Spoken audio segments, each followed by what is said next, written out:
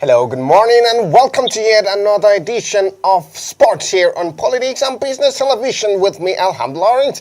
And it's been a very devastating night for Al Madria, of course. They know what we're talking about. Real Madrid, who have been dealt with, by the way, by Barcelona in the Copa del Rey finals. And, well, it was so unfortunate for them. 5-2. That was so huge of a goal there. 7-goal thriller final in Saudi Arabia. We're talking about that in just a period of time. Of course, Arsenal being ousted by Manchester United in a derby match. 10-man Manchester United actually beating Arsenal on penalties and ousting Arsenal. Another nightmare for Mikel Arteta. Out of the Carling Cup, out of the FA Cup. What next for Arsenal? Are they facing a lot of crisis? We're going to find out as well. A lot of talking point equally in the news unveiled Super Eagles manager, Eric Chile, who is, well, faced a lot of criticism at the moment by Nigerians. Well, some Nigerians were talking about a lot of things, well, a lot of stuffs and criteria they're looking at. We're going to delve into that as well. But yet, we also will be looking at the transfer windows. Of course, a lot of talking points there as well. Even though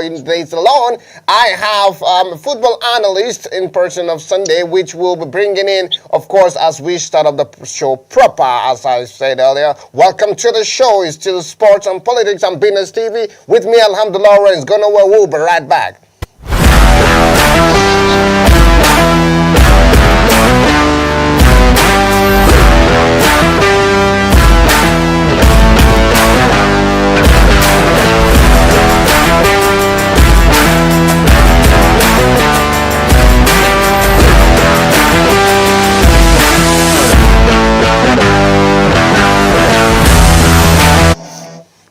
All right, welcome back. And of course, we will be starting our talking point with the heated subject, of course, here in Nigeria. And that's the issue of the new unveiled Super Eagles manager, Eric Chile. Well, I'll be bringing in our guest today on the voice call in person of Sunday Butag. He is a football analyst and, of course, a football enthusiast. Welcome to the show, Mr. Sunday. So good to have you again with us. Hello, Mr. Lawrence. Thank you for having me on the show. Good morning. Thank you so much. Good morning. So let's begin with, of course, the trending news at the moment in the country. The unveiling of the new Super Eagles manager. A lot of criticisms. What's your take on him, by the way? Actually, I'm not surprised. I will not be surprised from the criticism coming from Nigerians as well as other sports enthusiasts and lovers as well. Because judging by the track record, they have been very poor to the national team actually. So criticism is arising from the lack of competency. The look at his history, actually there are nothing good about it. Looking at his own track record with Mali and then his previous track record, actually we don't expect Nigerians to accept that actually. Knowing that Nigeria is a big national team and we're expecting coach of highest caliber to give the Super Eagles. Oh, well, in his coaching career, actually, he started in May 2021, where he was appointed head coach of US Boulogne. And, on that track record, Chile was appointed manager of Mali in 2022 as the manager of the Mali national team. Well, he went on to help them, head towards the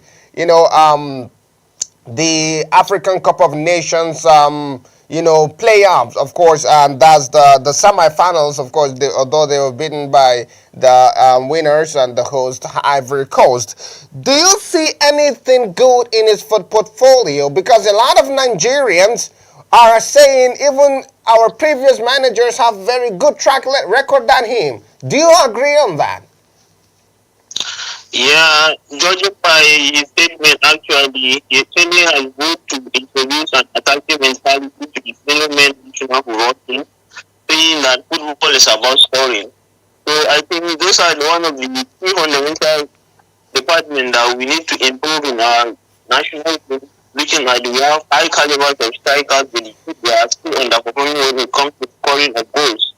And this is one of the key areas that we need to simplify actually. And for him to actually made that statement, it means that he has actually made the weakness and problems of the men national team, and he has been following the men national team for so long.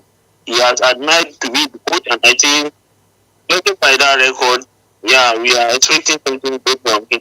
Something that there are some coaches that you give them chance, and then they don't have any experience. Coaches like Zach Alonso, actually, they have shown that it's not all about the experience, but then judging the technicality that you have and the implementation. So we are expecting something positive from him so that he will prove the doubters. Okay, well, Nigeria faced a lot of issues, especially in regards to the qualification to the World Cup next year, 2026, in the United States, Mexico, and Canada. Do you feel he's coming in with a lot of pressure at the moment? Of course, quite a lot of pressure. Quite a lot of pressure. And if you look at the situation we are in, we need to win all of our remaining matches actually. Not even a draw. So we came into a hot seat and he is really the best. We are not expecting anything than the best. Nigerians, as usual, they are so desperate and we are lovers of the football. So these are one of the key departments that we really enjoy. So missing the World Cup will really need a blow to Nigerians. So there's a lot of pressure actually. Looking at the former national team players actually giving support to the coach. So he has a lot of support to the team. He has no support actually from the former players because you can hear a lot of pressure and then fellow former people actually. So we come into the city very much pressure. I'm expecting him actually to perform actually.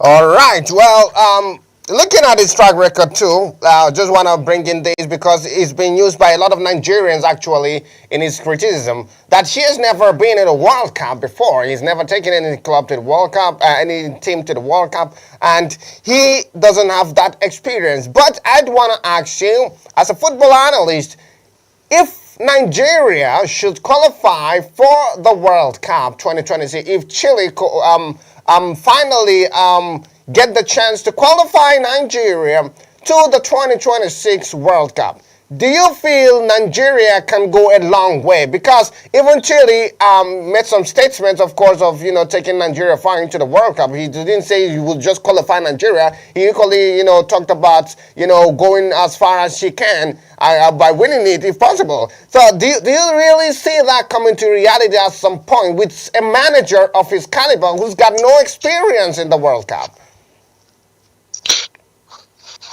Actually, for me personally, I'm looking at the qualifying to the World Cup. It's more difficult than even being in the World Cup I'm playing because if you look at the odds, the odds are not really encouraging. So, being qualifying Nigeria to the World Cup actually is a very good statement that something good and positive will be done in the World Cup finals. So, I'm hoping if you will be able to qualify Nigeria to the World Cup, then something good and positive will come to the national team actually because a lot of there's no time actually, so we really aim for him to get out of this, then that he's really going to do something. All right, well, let's see how it will go for Eric Chile, of course, and the Nigerian Super Eagles. Well, NFF have already done theirs, and well, to them, they feel that's the guy that is, are going to bring in what they want, give in what they want as well. While 84 million naira, a monthly salary, of course, of Eric Chile. Anything fair you think on that by NFF to him? And a lot of people are saying, well, obviously he's not going to Nigeria's economy. He's going to Mali's economy or something like that. So, they were feeling, well, why not, allow Egovon or any other Nigeria, especially Egovon, though. They were talking about him being, given the opportunity to have taken Nigeria into the course since he has a very good, winning percentage. Of course, among all the managers we've been having for the last 4 years, Egovon seems to have a very good winning percentage, higher above them. So do you feel he would have been given the opportunity to really show and prove what he can do? I think NFL decided to, but based on the track record of the history of the home-based coaches, actually, apart from Stephen Casey, who has been able to do a lot of things on Super Eagles, those coaches have really made it. So I'm not surprised that the NFL decided not to give the indigent of the country because their record have been so poor. We look at Samson, that's why we look at other coaches who have there's just a blow. Sometimes not even qualifying to the African Cup of Nations and also to the World Cup as well. So I'm not surprised. Actually, talking about the financial, we are looking at also one of the reasons for me actually that the NFL decided to give Chile a job is because his salary is not that much actually compared to other European coaches that you are going to have. So I think a lot of Nigerians are saying that one of the reasons that NFL decided to give him the job is because possibly his financial dealings will not be cumbersome to handle actually. But sorry to cut. Financially is not going to affect the NFL. Yeah, sorry to cut you from there, Mr. Sunday. But if talking about the finances, don't you think they would have paid lesser to maybe a Nigerian coach, a coach in, from home than the amount they're gonna pay Chile? Don't you think they would have paid lesser if it were a home-based coach? I think the difference would not have been that much. Difference would not have been that much, considering that he's coming from Mali, and I'm very sure the paying they are from Mali will not be more than the one that they are paying Nigerians as well. All right, well, let's see how it will go then for Chile and the Super Eagles and the NFF as well for Nigeria, of course, but we hope that something good comes out of it. Well, it's more of a gambling all the time. Well, that's more of the, games kind of bandwagon, but let's see how it will go. So we move just quickly to other matters, of course, Mr. Sunday. Well, a lot has happened within the week, of course. Let's start with the duvet beating that was given to Real Madrid by Barcelona, 5-2 in the Copa del Rey final. What do you make of that? Actually, that was fun for especially for Barcelona fans, and then a lot of lovers of football. So, even if you are a Madrid fan, you will have enjoyed the match, the way the goals came flowing, and then you I was so surprised actually looking at how it started, and then Madrid going on to put the first goal, and then later on started conceding goals like up to 5 goals. So a lot of scintillating performance from Barcelona, and I think this is a clear statement for the second time Barcelona have been able to put more than 4 goals to Madrid, and then it's a very clear statement that it's not all about the financial goals and then capacity, but then a lot of teamwork and then techniques of playing football. Well, Hansi Flick seems to find his way seems to know how to find his way against Real Madrid. Well, he's been, having a good record so far against Carlo Ancelotti's men. But let's talk about, Barcelona's own side for now before we delve into Real Madrid. Barcelona also seemed to have lost it when Lamine Yamal was out injured. How important is Yamal to Barcelona? I think Lamine Yamal is now the fulcrum of Barcelona football team. I think every success should be attributed to Lamine Yamal because he has really proven that he is really dependable player that Barcelona can depend on. And if you look at based on the matches that he has made, he has never lost any match starting in the lineup actually. So Lamine Yamal is really a top player. Then as small as he is, a lot of things he has the capacity to endure pressure. Despite the pressure that is coming on from Madrid, you look at Rudiger, how they were handling him, you look at Camavinga, the thing he was able to keep his composure and then play the football. Look at the way he scored the goals actually, that's professional. You were not expecting somebody 17-year-old can do that. So Lamine Yamal is really important to Barcelona, and without Lamine Yamal, Barcelona will have a very big problem. Imagine this type what is happening from the off-field incident, but then this boy has been able to propel them to this victory. So every attribute to be done to Lamine Yamal because without Lamine Yamal, the attacking player of Barcelona will not be performing 100%. All right. Well, for a 17-year-old like him, of course, well, a lot. Are you surprised to see this performance from him? 17-year-old winning the Euro, being one of the best player, youngest player, of course, in the competition, and well, contributed a lot. 17-year-old at this age pulling out this. Are you surprised? Of course, I'm surprised. I'm very, very surprised. I've never seen a 17-year-old boy playing football like this. If you look at his maturity, his composure, the way he handles the ball, the way he holds the ball, the way he dribbles, you will be surprised that a 17-year-old boy can be doing this. So actually, this role is a revelation, it's a sensation, and he always reminds Barca fans of the legendary Lionel Messi. But what he has been performing is really magnificent, and we are expecting a lot from him. All right, let's look at the Real Madrid side. Of course, they are facing issues defensively. Do you they're actually currently looking at getting Alexander Arnold, into their team. Do you think they need more than Alexander Arnold in that defense? Do they need a serious defender at the moment? Because they seem to have a very serious problem with their defense. Yeah, actually, Madrid are having serious defensive crisis because for them to receive four goals first half is actually a statement that they are very poor in defense. And I think not only Alexander Arnold, but then they need another centre back who will partner up with Rudiger. Because ever since Rudiger missed his only pair, so they have been having issues.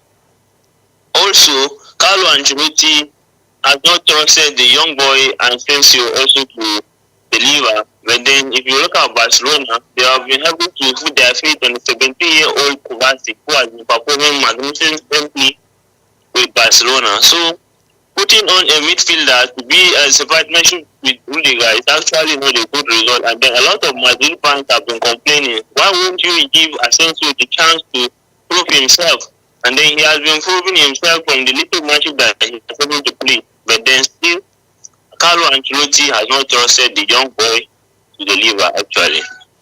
Well, okay, that would be the tough one for them. Well, since we're delving in directly just to the transfer window, by the way, a lot of talking point, a lot of people, a lot of players rather trying to, leave, their current clubs and teams. But let's look at the clubs, some few clubs that actually need a signing. Let's talk about Arsenal. They have just been ousted by Manchester United from the FA Cup, and it has been clear from that game that really Arsenal need a striker. Do you agree with that?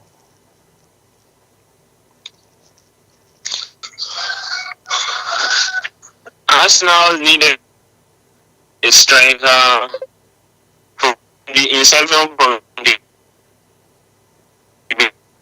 beginning of, and a lot we are expecting Arsenal to get a very good striker who will come in, indeed a gamble, and it's not paying off actually because if you look at what is happening you look at the top squad and then what Arsenal are not even one of the top 5. If you look at the players, nobody is even more than 10 goals except Bukayo Saka who has a lot of goals. But then Arsenal attacking has not been living up to expectations. And him getting a striker will have solved a lot of problems because this is like a representation of last season for Mikel Arteta. Because same problem and same problem is affecting again now. He has bottled the FA Cup and the Carling Cup as well. Now he has only the Premier League, and then there are a lot of work to do. We still have Champions League, we still have Premier League, and then you cannot put your trust on Kai Havertz to deliver. And also Gabriel Jesus is not consistent in scoring as well. So, and then we still have Bukayo Saka who is still sidelined with injury. So actually, it's really going to be a tough season for Mikel Arteta. And then if he is not careful, he might bundle the league again, which is actually a disappointment considering the huge financial impact he has been given, and then we are expecting him to deliver the EPL. Yeah, almost 700 million pounds, by the way, more than 700 million pounds so far spent by Mikel Arteta, yet the same kind of problem. Yeah, at the moment, well, strikers are kind of scarce at the by the way, but there are some couple of strikers, of course, that people are talking about that he can easily get somehow, or he can just bring out the money and sign it. We're talking about Alexander Isak, by the way, who just won the Premier League Player of the Month, and we're talking about Gyökeres, of course, and the likes of Vlahovic as well. Do you feel Arsenal need to get one of these guys this January transfer window, or else they won't have chance of anything? Do you feel they need to get either of these guys? They need to cash in for either of these guys? I think this is a question of you going for the preparable or you are going for the available. Actually, the top strikers we are talking about, they are not really available at the moment because they are not really ready to leave their club. If you look at Alexander, it's performing well, and I don't think you can considering how people it now they were demanding like 150 million for him to leave Newcastle, as well as you be performing well, and let's go to Portugal. Also, Arsenal will have to remove a huge sum of money, which I don't think Arsenal can do that in this January transfer window. So the only options available is for them to go for the available ones, because those they prepare, I don't think they will be able to come in the winter unless it is in summer. All right, well, let's see how to go. Well, a lot for them as well. Mohamed Salah to his situation at Liverpool. What can you tell us of that? Do you see him signing a new contract at Liverpool?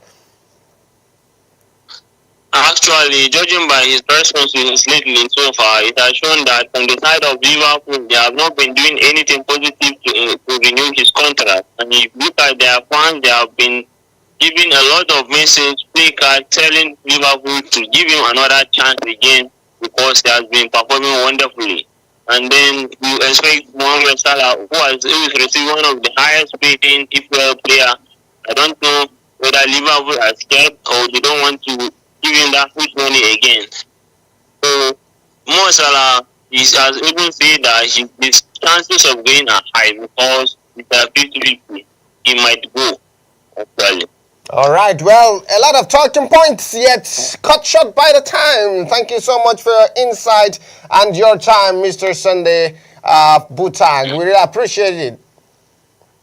Thank you. You're welcome. All right, well, that's the size of what we have for you today. It's been a very good chit-chat with Mr. Sunday, of course, where we dissected some couple of talking points as well. Unfortunately, we are out of time, though we wished we would have talked more, but, well, we got no time to do that. But don't worry, we still will be back tomorrow, same time. Keep in touch with us. And don't forget, we are always here to keep informed of the latest that is going on around the world of sport. Thank you so much for your time. From me, Alhamdulillah, Lawrence, and the rest of the team is bye for now.